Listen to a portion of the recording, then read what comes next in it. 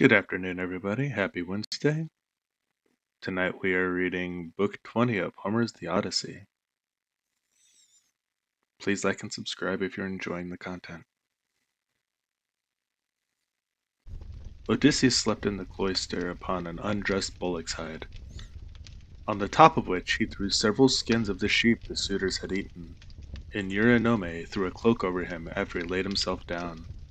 There, then, Odysseus lay wakefully, brooding upon the way in which he should kill the suitors, and by, the woman who had been in the habit of misconducting themselves with them, left the house giggling and laughing with one another. This made Odysseus very angry. He doubted whether to get up and kill every single one of them then and there, or to let them sleep one more and last time with the suitors. His heart growled within him, and as a bitch with puppies growl and shows her teeth when she sees a stranger, so did his heart growl with anger at the evil deeds that were being done. But he beat his breast and said, "Heart, be still. You had worse than this to bear on the day when the terrible Cyclops ate your brave companions. Yet you bore it in silence till your cunning got you safe out of the cave, though you made though you made sure of being killed." Thus he chided with his heart, and checked it into endurance. But he tossed about as one who turns a paunch full of blood and fat in front of a hot fire, doing it first on one side and then on the other, that he may get cooked as soon as possible. Even so did he turn himself from side to side, thinking all the time how, single-handed he should contrive to kill so large a body of men as the wicked suitors. But by, Athena came down from heaven in the likeness of a woman, and hovered over his head, saying, "My poor unhappy man, why do you lie awake in this way? This is your house, your wife is safe inside it, and so is your son, who is just such a young man as any father may be proud of." "Goddess," answered Odysseus, "all that you have said is true, but I am in some doubt as of how I shall be able to kill these wicked suitors single-handed, seeing what a number of them there always are, and there is this further difficulty, which is still more considerable. Supposing that with Zeus's and your assistance I succeed in killing them, I must ask you to consider where I am to escape for safety when it's all over." "For shame," replied Athena. "Why, anyone else would trust a worse ally than myself, even though that ally were only a mortal and less wise than I am. Am I not a goddess, and have I not protected you throughout in all your troubles? I tell you plainly that even though there were 50 bands of men surrounding us and eager to kill us, you should take all their sheep and cattle and drive them away with you. But go to sleep. It is a very bad thing to lie awake all night, and you shall be out of your troubles before long." As she spoke, she shed sleep over his eyes, and then went back to Olympus. While Odysseus was thus yielding himself to a very deep slumber that eased the burden of his sorrows, his admirable wife awoke, and sitting up in her bed began to cry. When she had relieved herself by weeping, she prayed to Artemis, saying, "Great goddess Artemis, daughter of Zeus, drive an arrow into my heart and slay me, or let some whirlwind snatch me up and bear me through the paths of darkness till it drop me into the mouths of the overflowing Oceanus, as it did the daughters of Pandareus. The daughters of Pandareus lost their father and mother, for the gods killed them. So they were left orphans, but Aphrodite took care of them, and fed them on cheese, honey, and sweet wine. Hera taught them to excel all women in beauty of form and understanding. Artemis gave them an imposing presence, and Athena endowed them with every kind of accomplishment. But one day, when Aphrodite had gone up to Olympus to see Zeus about getting them married, for well does he know both what shall happen and what not happen to everyone, The storm winds came and spirited them away to become handmaids to the dread Erinyes. Even so, I wish that gods who live in heaven would hide me from the mortal sight, or that fair Artemis might strike me, for I would fain go even beneath the sad earth, if I might do so, still looking towards Odysseus only, and without having to yield myself to a worse man than he was. Besides, no matter how much people may grieve by day, they can put up with it so long as they can sleep at night. For when the eyes are closed in slumber, people forget good and ill alike, whereas my misery haunts me even in my dreams. This very night, methought, there was one lying by my side who was like Odysseus as he was when he went away with his hosts, and I rejoiced, for I believed that it was no dream, but the very truth itself. On this the day broke, but Odysseus heard the sound of her weeping, and it puzzled him, for it seemed as though she already knew him and was by his side. Then he gathered up the cloak and fleeces on which he had lain, and set them on the seat in the cloister. But he took the bullock's hide out into the open.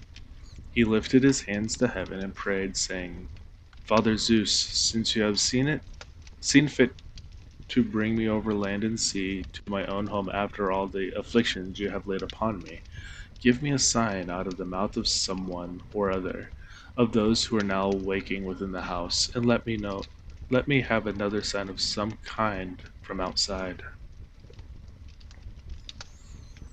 Thus did he pray. Zeus heard his prayer, and forthwith thundered high up among the clouds from the splendor of Olympus. And Odysseus was glad when he had heard it. At the same time, within the house, a miller woman from hard by in the mill room lifted up her voice and gave him another sign. There were 12 miller women whose business it was to grind wheat and barley, which are the staff of life. The others had ground their tasks and had gone to take their rest. But this one had not yet finished, for she was not so strong as they were. And when she heard the thunder, she stopped grinding and gave a sign to her master. Father Zeus, said she, you, who rule over heaven and earth, you have thundered from a clear sky without so much as a cloud in it, and this means something for someone. Grant the prayer, then, of me, your poor servant who calls upon you, and let this be the very last day that the suitors dine in the house of Odysseus. They have worn me out with labor of grinding meal for them, and I hope they may never have another dinner anywhere at all. Odysseus was glad when he heard the omens conveyed to him by the woman's speech, and by the thunder, for he knew they meant that he would avenge himself on the suitors. Then the other maids in the house rose and lit the fire on the hearth. Telemachus also rose and put on his clothes. He girded his sword about his shoulder, bound his sandals on his comely feet, and took a doughty spear with a point of sharpened bronze. Then he went to the threshold of the cloister and said to Euryclea, Nurse, did you make the stranger comfortable both as regards bed and board, or did you let him shift for himself? For my mother, good woman though she is, has a way of paying great attention to second-rate people and of neglecting others who are in reality much better men. Do not find fault, child, said Euryclea. When there is no one to find fault with, the stranger sat and drank his wine as long as he liked. Your mother did ask him if he would take any more bread, and he said he would not. When he wanted to go to bed, she told the servants to make one for him. But he said he was in such a wretched outcast that he would not sleep on a bed under blankets, but he insisted on having an undressed bullock's hide and some sheepskin put for him in the cloister, and I threw a cloak over him myself. Then Telemachus went out to the court, to the place where the Achaeans were meeting in assembly. He had his spear in his hand. And he was not alone, for his 2 dogs went with him. But Euryclea called the maids and said, "Come, wake up, set about sweeping the cloisters and sprinkling them with water to lay the dust. Put the covers on the seats, wipe down the tables, some of you, with a wet sponge. Clean out the mixing jugs and the cups, and go for water from the fountain at once. The suitors will be here directly. They will be here early, for it is a feast day."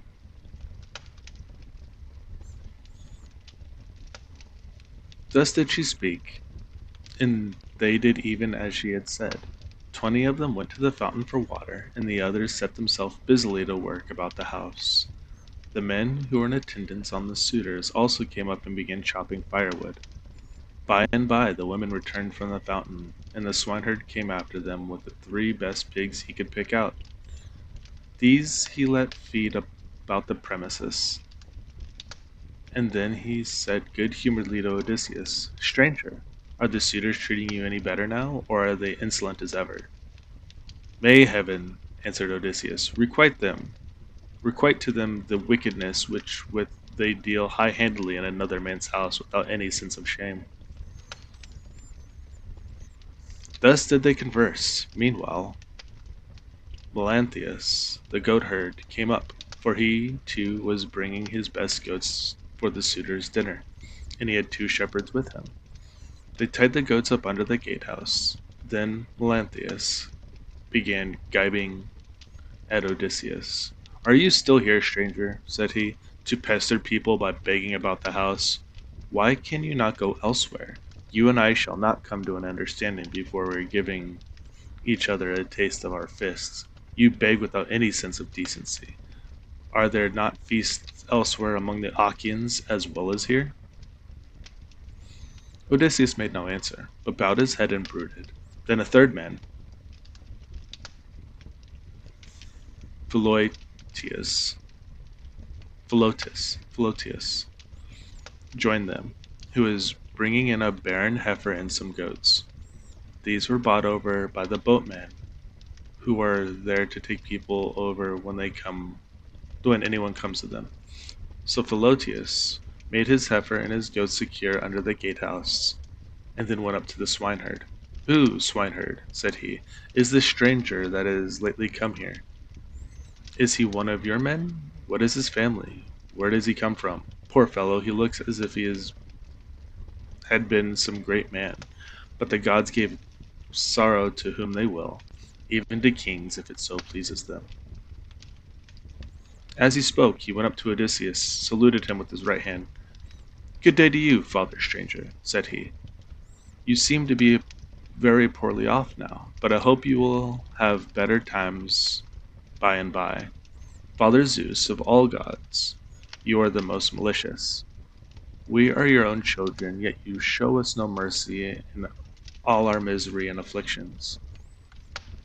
A sweat came over me when I saw this man, and my eyes filled with tears, for he reminded me of Odysseus, who I fear is going about in just rags as this man's are. If indeed he is still among the living, if he is already dead and in the house of Hades, then alas for my good master, who made me his stockman when I was quite young among the Cephalians, and now his cattle are countless. No one could have done better with them than I have, for they have bred like ears of corn. Nevertheless, I have to keep bringing them in for the others to eat, who take no heed to his son though he is in the house, and fear not the wrath of heaven, but are already eager to divide Odysseus's property among them, because he has been away so long. I have often thought, only it would not be right while his son is living, of going off with the cattle to some foreign country. Bad as this would be, it is still harder to stay here and be ill-treated about other people's herds. My position is intolerable, and I should long since have run away and put myself under the protection of some other chief, only that I believe my poor master will yet return and send all these suitors flying out of the house." "Stockman," answered Odysseus, You seem to be a very well-disposed person, and I can see that you are a man of sense. Therefore I will tell you, and I will confirm my words with an oath. By Zeus, the chief of all the gods, and by the hearth of Odysseus to which I am now come, Odysseus shall return before you leave this place, and if you are so minded you shall see him killing the suitors who are now the masters here. If Zeus were to bring this to pass, replied the stockman, you should see how I would do my very utmost to help him. And in like manner Eumaeus prayed that Odysseus might return home. Thus did they converse. Meanwhile, the suitors were hatching a plot to murder Telemachus, but a bird flew near them on the left hand, an eagle with a dove in its talons. On this, Amphimenus said, my friends, this plot of ours to murder Telemachus will not succeed. Let us go to dinner instead. The others assented, so they went inside and laid their cloaks on the benches and seats. They sacrificed the sheep, goats, pigs, and the heifer, and when the inward meats were cooked, they served them round. They mixed the wine in the mixing bowls, and the swineherd gave every man his cup, while Philotius handed round the bread and the bread baskets, and Melanthius poured them out their wine. Poured them out their wine. Then when they laid their hands upon the good things that were before them, Telemachus purposely made Odysseus sit in the part of the cloister that was paved with stone. He gave him a shabby-looking seat at a little table to himself, and he had his portion of inward meats brought to him, with his wine in a gold cup. Sit here, said he, and drink your wine among the great people. I will put a stop to the gibes and blows of the suitors, for this is no public house, but it belongs to Odysseus, and has passed from him to me. Therefore, suitors, keep your hands and tongues to yourself, or there will be mischief. The suitors bit their lips, and marveled at the boldness of his speech. Then Antinous said, we do not like such language, but we will put up with it, for Telemachus is threatening us in a good earnest. If Zeus had let us, we should have put a stop to his brave talk here now. Thus spoke Antinous, but Telemachus heeded him not. Meanwhile, the heralds were bringing the holy hecatomb to the city, and the Achaeans gathered under the shady grove of Apollo. Then they roasted their outer meat, drew it off the spits, gave every man his portion, and feasted to their heart's content.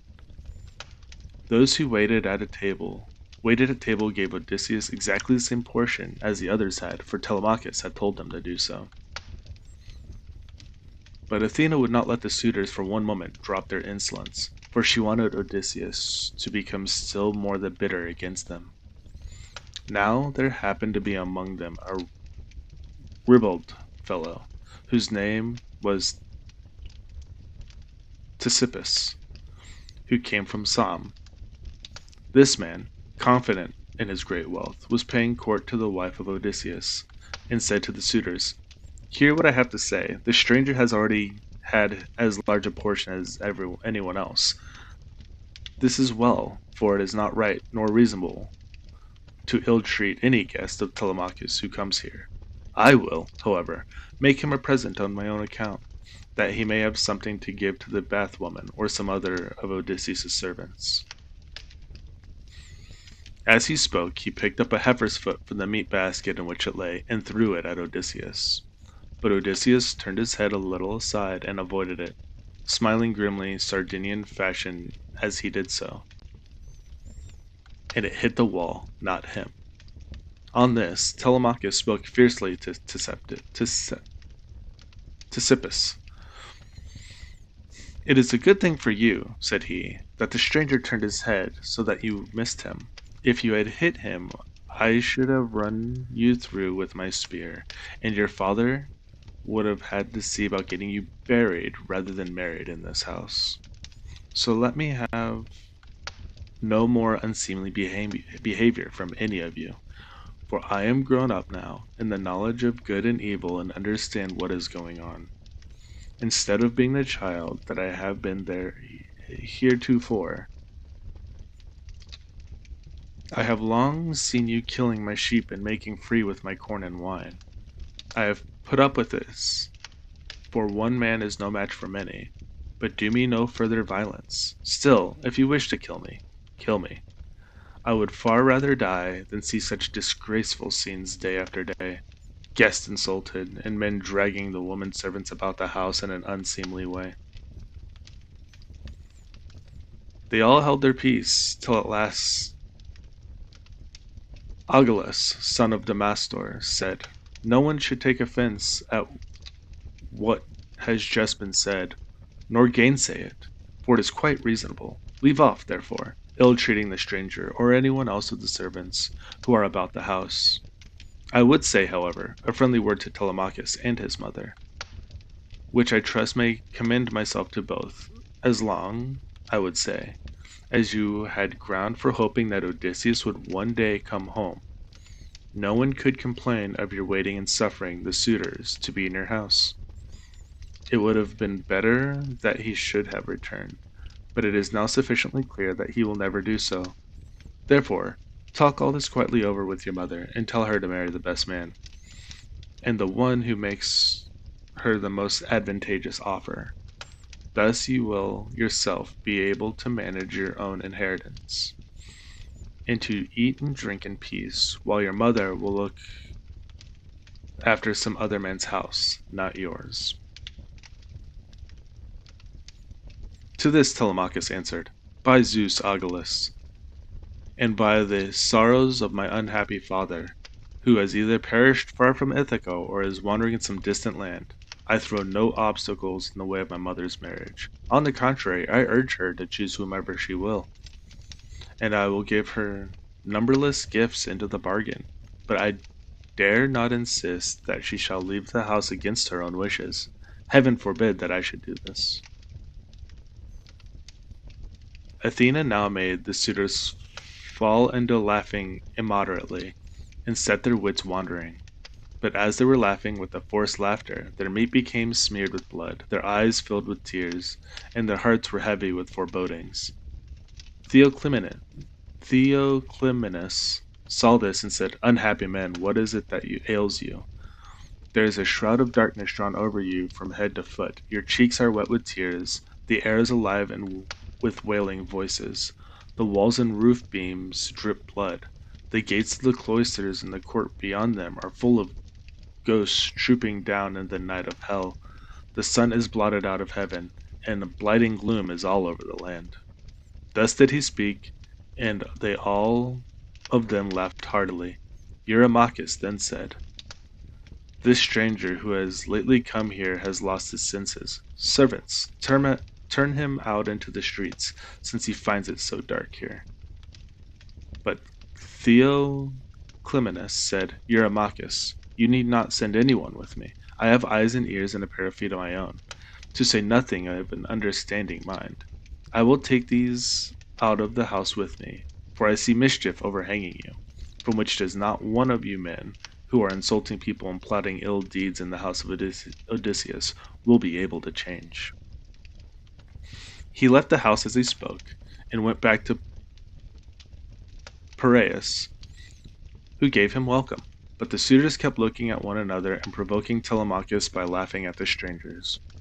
One insolent fellow said to him, "Telemachus, you are not happy in your guests. First you have this importunate tramp, who comes begging bread and wine and has no skill for work or for hard fighting, but is perfectly useless. And now here is another fellow who is setting himself up as a prophet. Let me persuade you, for it would be much better to put them on board ship and send them off to the sickles to sell for what they will bring." Telemachus gave him no heed, but sate silently, watching his father, expecting every moment that he would begin his attack upon the suitors. Meanwhile, the daughter of Icarius, wise Penelope, had had a rich seat placed for her facing the court and cloisters. so that she could hear what everyone was saying. The dinner indeed had been prepared amid much merriment. It had been both good and abundant, for they had sacrificed many victims. But the supper was yet to come, and nothing can be conceived more gruesome than a meal which a goddess and a brave man were soon to lay before them, for they had brought their doom upon themselves. That concludes Book 20 of Homer's The Odyssey. I hope you enjoyed. Feel free to like and subscribe, and I will see you next time. Have a great evening.